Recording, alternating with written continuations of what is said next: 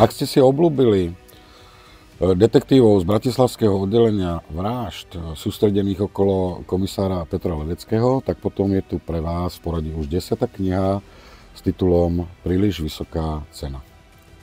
V najnovšom prípade budú naši hrdinovia riešiť prípad brutálnej dvojnásobnej vraždy, pričom hneď v úvode zistia, že jednou z obetí je mladý kriminalista z prvého bratislavského okresu. Už od samého začiatku je tu príliš veľa otázok, veľmi málo odpovedí, málo dôkazov, takmer žiadne stopy na mieste činu a neistý a nepochopiteľný neznámy motív.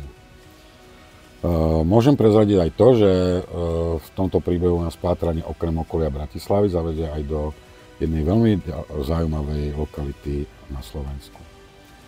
A kto chce zistiť, ako celý tento prípad zamotaný dopadne, nech si prečíta môj najnovší titul Príliš vysoká cena.